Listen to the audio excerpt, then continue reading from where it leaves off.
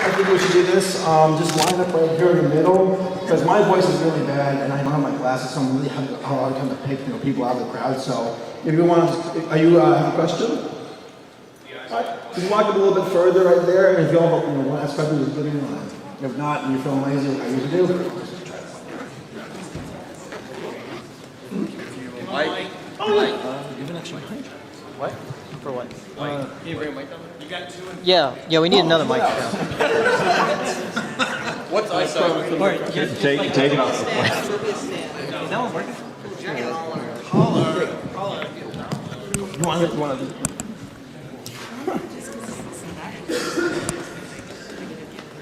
I'm Stephen Everett. To Brony's, I'm known as Game Packs, and Wall with Pet Shop fan base, I'm known as Rita Say Taylor. And I think I got a street pass tag from Paleo. Yeah, I got you too. Awesome. Anyway, my question is, I haven't even thought of one yet, so I'm just going to improv. What was your personal gateway into My Little Pony? My gateway?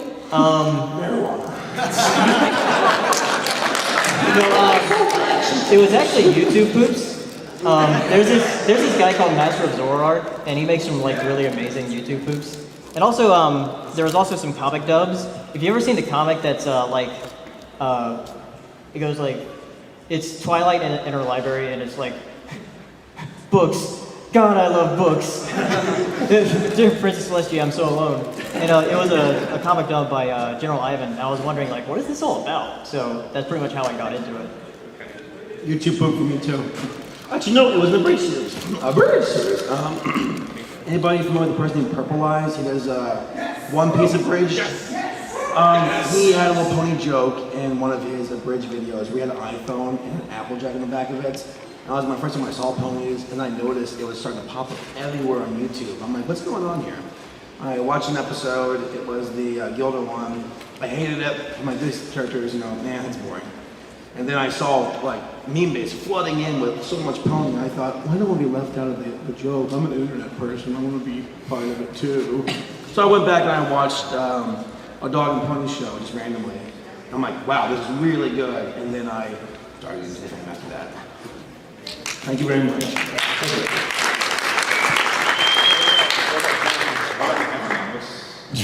The most important person on the, I almost forgot I was up here. I got into it. Whoa. I'm sorry, I was just seeing what came in the back. I got into the show because of my girlfriend. She really would not let up on me not seeing this show. So she's like, just watch one episode with me and then I'll let you go. And I'm like, just one, and that's it.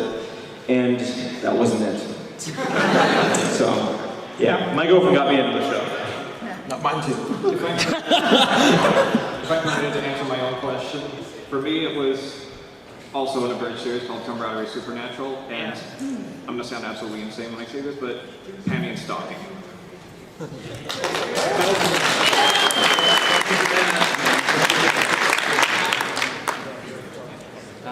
Hello. Hey, how's it going? My name's Nick Pistudo.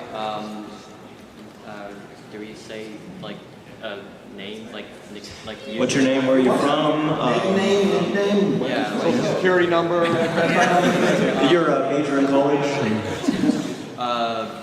YouTube, Cartoon Nick 3. Whenever I actually get back on YouTube. Sorry. So I kind of missed the beginning part. I was kind of wondering, like, when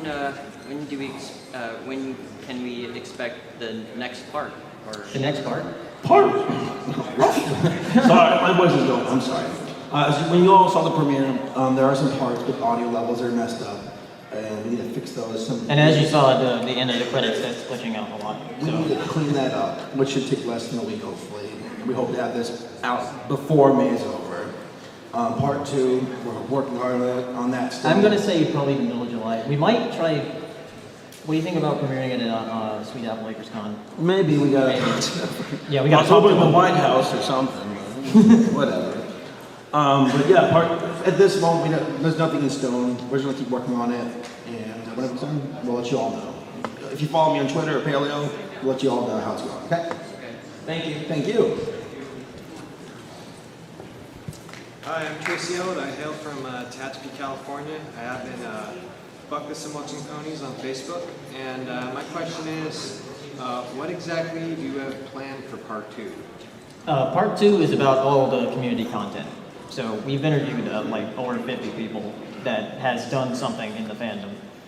And it's basically talking about art, animation, music, pretty much anything that's fan content. This part 1 was more about the beginning, with how the franchise came to be, how the G4 came to be, how Brony's came to be. We're just getting off the top. Now we're getting to the part 2, it's about the fandom. What do they do? What do they create? And we want to take a deeper look, like Pale said, into art, music, animation, and hear from the people who are well known for their work and how they got to where they are today. Jan Animation, met him at BronyCon for the first time. It was really cool talking about how he got to where he is, what inspired him, what gave him the idea. Hearing it from people who obviously did something right, so, and then we want to share it with all you. I also wanted to say you guys did a great job with this. Thank you very much. That's really cool. Hi, my name is Jeff. I'm from Military Bronies. And first off, I'd just like to say to you, Saber, you actually got me started into the fandom. I watched your Ballad of Bronies. I'm sorry. I'm sorry. You've helped convert many other people as well. I've taken your video whenever I try to explain the show. But anyway, my question is, what is the message that you relate to the most from the show? From the show, that's a good question. I've never been asked that. We do Brony Breakdown, and it's a podcast on Every Network, and which I won't, plug it, but it's all the places. It's better than the PMD show, right, Jay Holler? Yeah, no. But we have all kinds of questions asked to us. So this is a new one, so I'm going to go off the clock. Lessons from the show that really apply to us most, correct? Was that the question? Yeah. That you learned most from it, so. I'd probably say Green is your color. That's also my favorite episode because I guess it's just like you should really share your true feelings with your friends. Otherwise, there might be backstabbing. So, yeah, I think Green is your color. Super excited squeezy. I don't worry anything.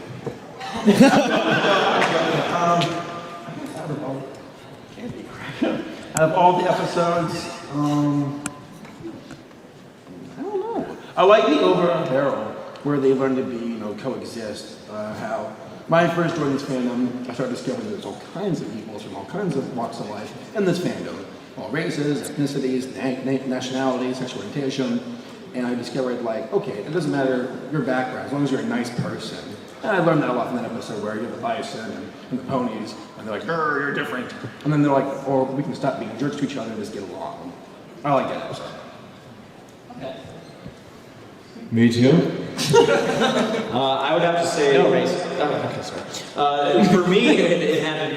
I would say that it didn't necessarily come from the show, but it was kind of about getting into the show. It really did promote giving things a chance before you make any sorts of judgments. And I think this show definitely is one of those where, a lot of us got into it because we gave it a chance. And it definitely has opened up my view on a lot more things where I'm like, well, let's give it a chance. If I don't like it then okay. But yeah, definitely that. I would say, try new things and not judging a book by its cover. It's a cartoon show though. And? Next question. Thank you very much. I spilled my water twice. I'm not even joking. Right there. Wow. No more water for me. Hey, hey.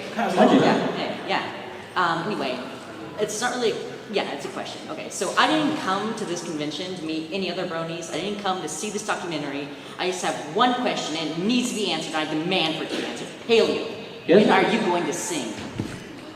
Yeah, Paleo.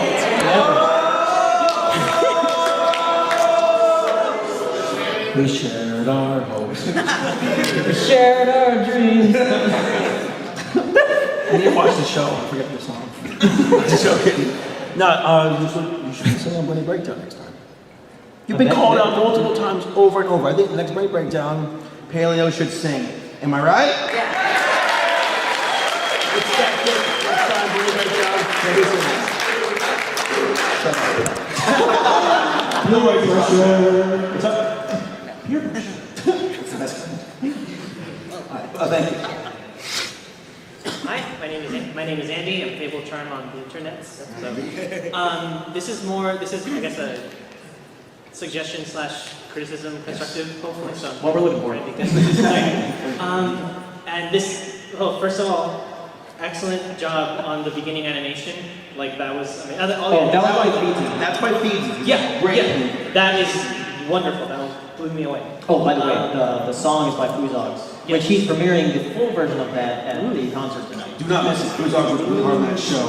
On that show. Fun times. Yes. All right. The one thing that I felt really strongly about when I heard it, but then less so as the amazingness flooded into me. At the beginning, and I understand why you did this. So, this is anyway. At the beginning, you specifically say that you're going to look into bronies and At the beginning, you specifically stated bronies are male fans of the show, and you said that I think it was maybe twice at the beginning. And that the beginning is sort of when the audience is going to, okay, what's this about? Will I continue watching this? And I almost feel like to say that is bronies represents only male, it sounds like it's saying bronies are only male fans, or at least that's how it sounded to me. I don't know if that sounded the way to anyone else. But I know that the beginning monologue included male fans at the end. Yes. Also it connects, so the way it's written right now is well done. But to exclude or to maybe not include female fans at the beginning Yes. may alienate some people. That's just a suggestion. The other documentary got some flack for that, and I thought about that. Okay, so I did say male fans. Yeah. And there's a good reason for that. And also, if you notice in the beginning, you see two female fans, Noah King and Minjay. How's that your name? Jen? Yeah, that's the one. Yeah. But, okay, well, this fandom became a phenomenon because of the demographic of older guys. Yeah. No, there are older girls who like the show. I mean, there's some in our audience, of course. But it was the fact that it was older guys that made it stand out because that's such a contradiction to masculinity and My Little Pony. Yeah, so, because I went to a sociologist get together last November, and I was telling that to some other doctors in sociology, and they were saying, well, who are the fans? I'm like, older guys. They say, okay, be more specific. That's the hook right there. That's what makes it stand out. Yeah. I mean, obviously, the word Brony itself, what do you think it means? It can mean all kinds of stuff. It can be someone who makes stuff for the fandom, someone who just watches the show, someone who's a guy, someone who's a girl. There's all kinds of different interpretations of what the word Brony means.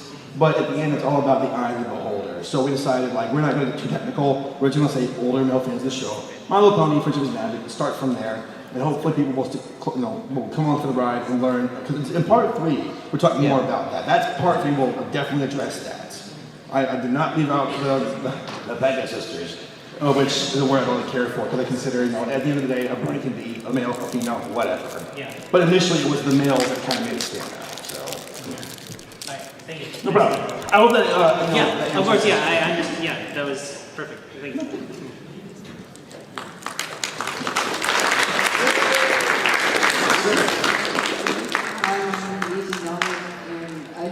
First, I wanted to say that Canterlot Wedding and his Brony Reacts got me into the fandom. All right.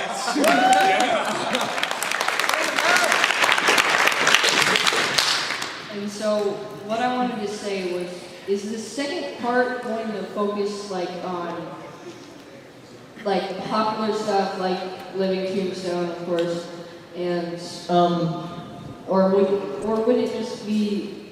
I don't really. No, I get your question. In general, or would it just focus on the stuff that? Just. Like the popular stuff in fandom, that's it? Is that kind of you're asking? Or? Yeah. I mean, yeah. Pale and I talked about this and to a couple of our friends, but we're saying, will we get flack for people saying, oh, you just interviewed the famous bronies? Yeah, actually, Brony Furious, if you noticed, when we interviewed him, nobody knew who he was. Do you all know who Brony Curious is? I don't. Who is it? Who are you? Who is this? Get him off the But yeah, I found Brony Curious on Tumblr, and he did some art, and he did this book, and I was like, hey, we should interview him on Brony Breakdown, and that episode was never uploaded.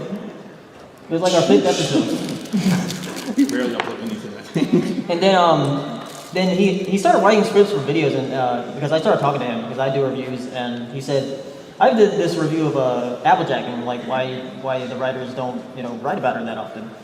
And so I told him, you should make a video, because he has a YouTube, and he started putting vlogs about his art stuff on there. So made the video, then he made a few more, and then he started doing reviews and stuff, and then he started like going up in popularity. So, but at the time of BronyCon, when we interviewed him, nobody knew who he was. He was just a friend of ours. But we interviewed him as an artist, even though he's more well known as a reviewer now. He skyrocketed. He went from having about 2,000 subscribers, in over a month or so, he's sitting around, what, 16,000? No, it's 14. 14, overnight. He's past me now. Yeah, he passed you up. Well, here's pretty much the answer is this. We talked to people who were established in the fandom for something that they're known for. Tombstone for his music, Jan Animation for his animation, Pixel Kitties for her art. Because these are people who obviously have stories of how they got to where they are. And also good speakers. Exactly. Like Dino was a very good speaker. He's a great speaker as well. We want to talk to people who have some kind of experience and know how they got to where they are, like how they got well known for their music and how they made it. Because, I mean, no offense to anybody out there who's still working on their stuff, but the story of Tombstones or Dino is going to be a little bit more interesting than some guy who nobody has heard their music before. And I don't say that to be insulting. I mean, it's a little bit, like, that sucks. And we're not trying to exclude anybody out, but we want to get stories where you're going to go, that's how they did it. Okay, maybe I'm doing something wrong. And then you go back to the board yourself and try yourself. Can I just say, I love your mask right now. Look at the mask. Speaking of Tombstone. Thank you very much. I hope that answered the question. And that's chapter 3, my favorite. Hello there, gentlemen. Yes. Hi. I just have, not a question, but I just have a little bit to say if that's okay. You know, the guy that walks around here dressed as Snowflake yelling, yeah, all the time. He's the one who got me into the fandom, and he came over to my house one day and he was all like, you want to watch My Little Pony? And we were just bored, and I was like, why not? So we sat down and we watched a little bit, and I'm like, there's more, huh? And so we keep playing, and eventually about 5th episode, I look at him and I go, what have you done? And shortly thereafter, I saw Ballad of the Brony. And then just like this here, what you guys are working on right now, I have to say, and I think everybody would agree with me, you guys are doing a tremendous service to the community. Thank you so much. And I mean, it's just wonderful, very, very huge service. I just wanted to say my thanks. Well, thank you very much. You guys make it Thank possible. you. I mean, at the end of the day, I won't actually go into this topic because it's going to open a can of worms about. Okay. Okay, but I want to say, you guys are the ones to make possible. I mean, everybody's part of this crazy ride, and I don't think any of us ever expected to see it coming, but this is all for you guys. Thank you guys. Thank you.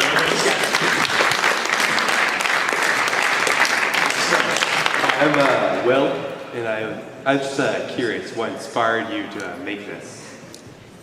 Actually, it's like the first thing we talked about. I wasn't here for it. Oh, no, I mean, like, first thing we talked about when I met him. On eHarmony. No, what happened is, Paleo and I, at the content creator panel, we talked about this. That's what he's trying to say. But I made my video in late fall of 2011, thank you. And then he has the very end of 2011 as well. Yeah. And then he contacted me on YouTube, and I said, hey, we should work sometime. Talked on Skype, hit it off, became kind of partners in the fandom, and then we said, hey, let's do a collaboration together. Yeah, and it just got bigger and bigger and bigger And as time went on. So, and that's pretty much where it really doesn't look so glorious, like the sun pierced the clouds and said, you too shall make this. It was more like, let's try to make something awesome for this fandom. And that's where it started. Thank you. You guys did a great job. I got fans the same way. Thank you so much. Thank you. before I ask my question, I just have to say one thing to you, Saberspark. Yes, sir. All right. I'm for my film class, History of Broadcasting at Cal State Long Beach. All right. Good to know. Okay, good to know I'm not alone. All right. We were supposed to talk about many topics for the Neo Network era. And I picked My Little Pony, Friendship is Magic. And I talked about how, the fandom creates content to break down gender barriers. Now I picked that one famous meme of Twilight Sparkle that said, "I'm gonna love and tolerate the shit out of you." The second one was Mondo Pony's song, Long Way from Equestria. And the third video was actually one of yours. It was How to Brony, dealing with haters and trolls. Oh my. I do remember that video. Yeah. But as you were saying? Yeah, so I mean, I love the video, but I have one question. Yes, sir. How do you deal with haters in real life? Like, not on the internet, I'm talking about like in public. I have bumped into a couple. Okay, first off, with the internet, you can just walk away, ignore it. It's no big deal. Real life is a bit different because it's really rare to actually bump into a person who has enough gall to get in your face and yell at you for what you do. I'm a lifeguard. I've been doing it for 10 years. I've had plenty of people get in my face saying, "My son can swim during adult swim, or I can dive when I want to." And I'm like, "No, sir, you can't." But since this, let's say, haters or whatever, who are attacking me for what I do, it's a little bit different because they're coming out of their way to come after me. As I said before, I was presenting that Brony project to the GSA, the Georgia Sociological Association.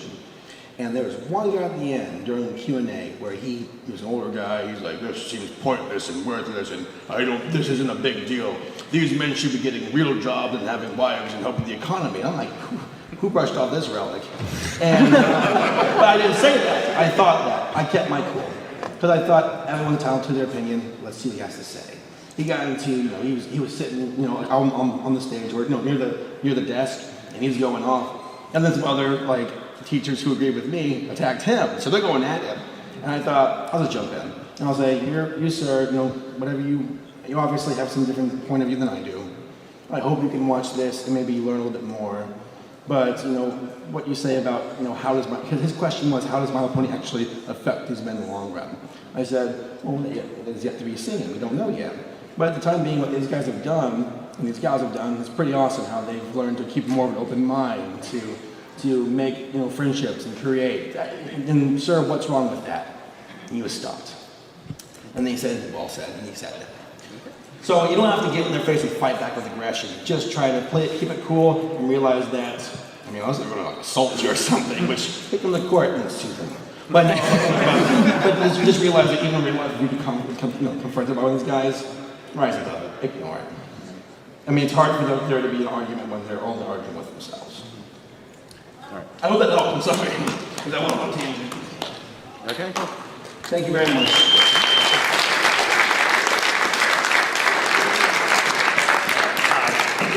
Good, I'm Miles, and I just wanted to ask, for your second part of the video, I know you're going to go over really positive sides of the fandom, like Tombstone's music and Pixel Kitty's comics, so I just wanted to know, are you going to go over any of the supposedly negative aspects of the fandom? Yes. Before we prepared the screen thing, I think you were actually using the bathroom. But I was saying that you were on the crap. But we were saying that we want to do some very unbiased point of view. This isn't, a documentary by Saberspark and Paleo. This is by Stephen Carver and Josh Tyson. People who took an outside perspective saying, let's take it for what it's worth. We don't want to make it, paint a picture where it's, some kind of fabrication of what Bronies really are, and we don't want to diss them. So we'll be talking about overzealous Bronies. We will be talking about Rule 34, things that, need to be addressed, and we're not going to cower away from it because it's a part of this entire case study. Like the 4chan part in part one, we were saying things like,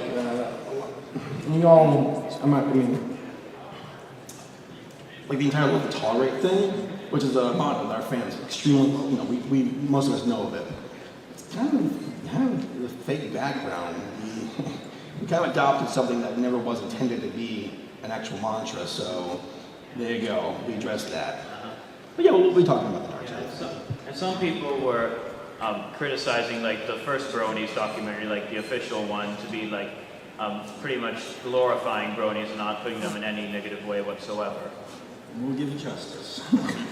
I mean, this documentary did a good job with what they're trying to do, but this is all-encompassing. We want to talk about everything. That way we can walk away saying, I've read the entire story. And it's not leaning one way or the other. Everything, we're recording. And hopefully people will hear the truth and look. Thanks. Yeah. First off, Steve and Josh, it reminds me of Drake and Josh for some reason. I'm a fan.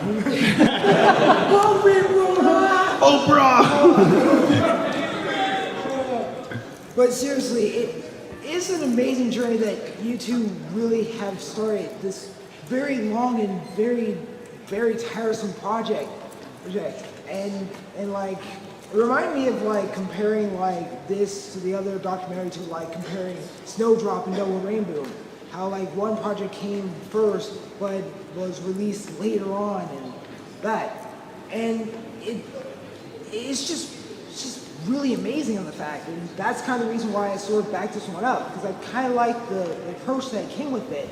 And I also kind of like what Paleo was saying over on Tumblr about how it was getting feedback like, oh, we made it on E2D in the nightly roundup.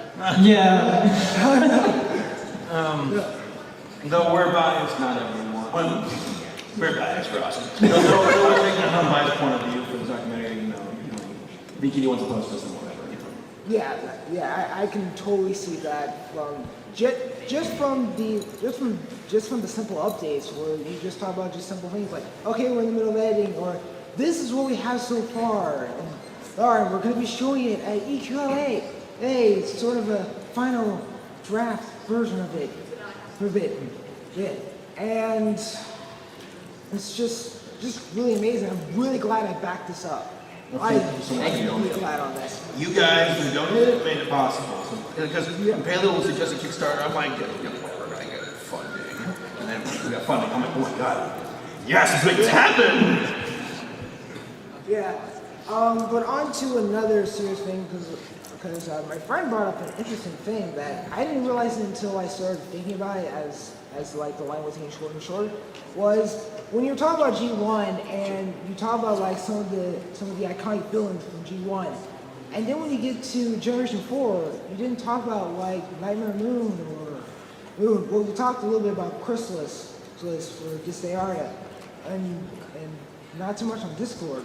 Was that intentional or like just there wasn't enough time to truly talk about that because we have a fixed approach to part 1 and we had to get it done.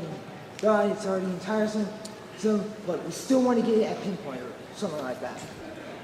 I'm not sure if we want to talk about the villains, mainly because like people pay attention to the characterization of the main characters. Not to say that villains are interesting, they're very interesting. It's just that at a certain point we have to kind of cut it off and move forward.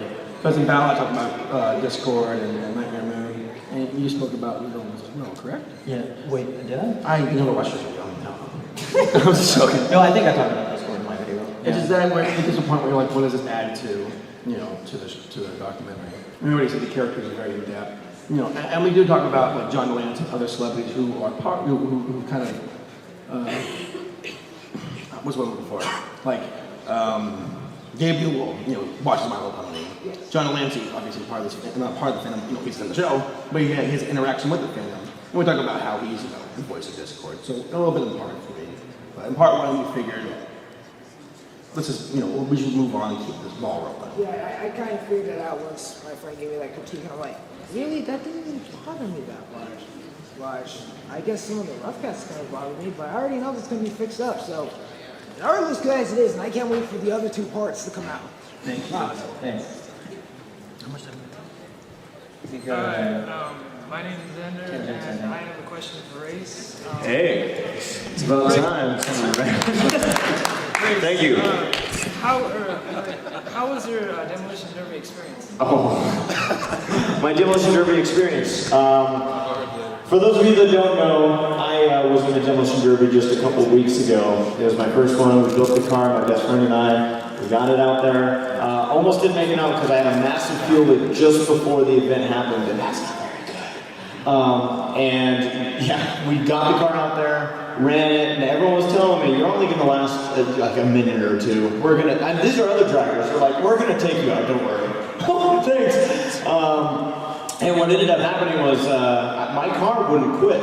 I lost my rear wheel, so my car was just rolling along really slowly, but I was throwing sparks everywhere and it kept rolling, and I ended up finishing 5th in the demolition derby. And I was very sore for the following week. Like, okay, what? Let's you do it! I'm too busy playing Gran Torino. But yeah,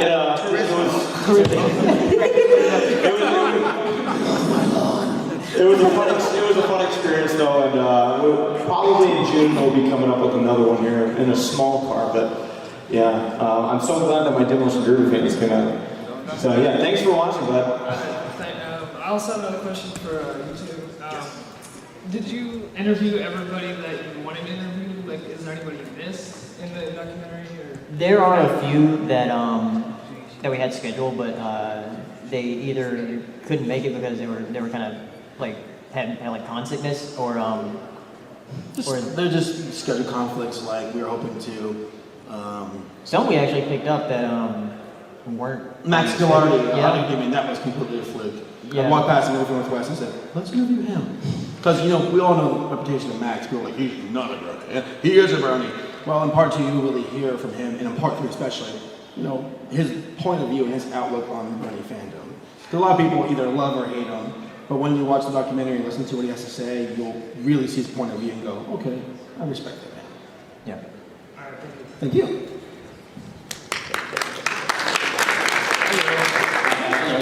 I have a really stupid, straightforward question. Favorite episode and why? Last roundup. Oh, because this was a very well-rounded episode. I enjoyed it. Okay, but mine is green is intercolored. Mainly because like all of my favorite ponies in that episode have like really great lines, and also for season 2, I like It's About Time because it's about Pinky and Twilight. Now those are my 2 favorites. And then for season 3, Magical Mystery Cure, because I've been wanting a musical episode for so long. So, Race? It's funny because I said a different answer yesterday, so now people are going to start questioning my credibility. But I started thinking about it after, because a lot of times you get that on the spot, and you're like, oh, there's so many episodes. I like this one, I like that one. Actually, one of my favorite episodes is, QUR Chronicles. Is because I just love the background. I love the kind of past stories, and they were so cute when they were little. Yeah. Thank you. One little crest. Can I walk up and stare into that camera? Yeah, you can. It's their camera, so you can do whatever you want with it. Here, you want it? I'll sell it on eBay. All right, here you go, Paleo. I'll give you good footage right now. We got an opening for the dog. Just his face for 30 seconds. Yes. Hey, what's up? Saberspark and Paleo. I would just like to start by thanking you all for taking such a long flight. I know you're from the East Coast. It's like a 5 to 6 hour flight. And for you, AC Race Fest, I'd like to thank you for sitting through 10 minutes of traffic. Thank you. Not many people appreciate that. I actually had to get off the freeway and get lunch earlier, and that was pretty bad too. I can only imagine how bold you were. He slept until like 12:40. Shut up! When we get breakfast together and sing songs, he's like, I'm not sleeping. Yeah, I heard. Yeah.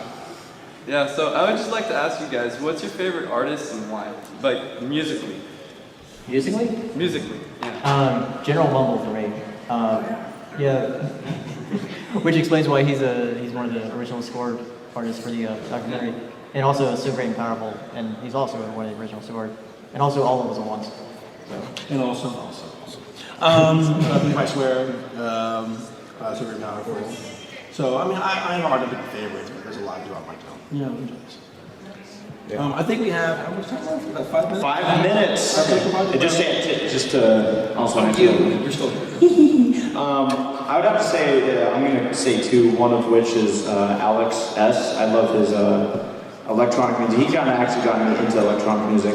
And then the other one I was going to say was Acoustic Brony, because I love what do on the acoustics stream. I like your song, Grace, as Brony. Oh yeah. You look great in that sailor outfit.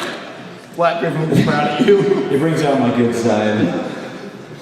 Thank you very much. Okay, we probably have time for like two more questions, and we gotta wrap it up. Thank you. Oh, thank you, and we did this. Yes, sir. Hello, I'm in the college grade. Oh, wait, it's probably assuming. Anyways, my name is Thomas, and my YouTube name is Brony Keyblade. I'm actually just started making this stuff yesterday in honor of Australia. Please don't sue me for taking your idea. Security. And Saber, I just want to say, applying sociology into your videos is very sophisticated, and it's hard to find something as sophisticated as that on YouTube these days. Thank you. Anyways, my question is, I'm involved with an online Brony project. We're planning on creating our own original movie/series. Is there any advice you'd like to offer? What kind of movie/series? Is it animated or? It's animated. It's going to be ponies. Have fun with it. Let your imagination go wild. Yeah. Whenever I try to come up with ideas, I just sit down and try to think of the first thing that comes to mind, makes me laugh, and I don't force it. There's a quote, I forget who it was by, but the fellow said, it was on Tumblr or something. I reblogged it, so I care. But he said something along like, don't force inspiration, don't, just constant inspiration, do what excites you. Because a lot of people have this idea of like, I gotta be inspired by this, if not, it's not gonna work. Throw it out the window. I didn't know you followed me on Tumblr. You have a Tumblr? Yeah. No, but you do whatever excites you. And that's the most important thing. As long as you're having fun and you're smiling and laughing and enjoying what you're doing, that's a good place to start. Paleo, you can add to that? Make top 10 lists. I was going to just say that to go on to somewhat what Saberspark was saying is another thing that is I think a lot of people don't realize is that which takes the most time and the most effort can and usually is the most worth it to put into. Sometimes you look at something and you're like, oh, this is going to take, like your guys' documentary, I'm sure at one point you're like, what are we doing? Yeah, it's been taking a long time to get this out. But now you see what came out of it, and definitely, you put in effort, you put in time, and if you love what you're doing, I would say don't get discouraged. Yeah. There are times when you feel like it's impossible in the way of the world from your shoulder, but stay strong and don't forget what made you want to do it to begin with. Don't forget what inspired you and excited you to make this to begin with, and go back to that and then go for it. Yeah. One more thing, is it okay if I hand out some business cards for the project? You're more sophisticated. I don't know business cards. Thank you very much for the question. First of all, you guys are great. Love you guys. Saber, has anybody ever told you you sound like Seth Rogen? Rogen, Black, all kinds of people. Jack Black? Yeah, who else did I get? Gabe Newell. Yeah, you got me too. It was worth the wait. This documentary is worth the wait. This documentary is worth the wait. Anyway, Let's bump the crap out of part 3. If the show itself were to be canceled, how would you guys feel, and do you believe that the fandom would live on the internet? We kind of have a little bit of a bump in the road. Well, I guess I can help a little bit with this answer.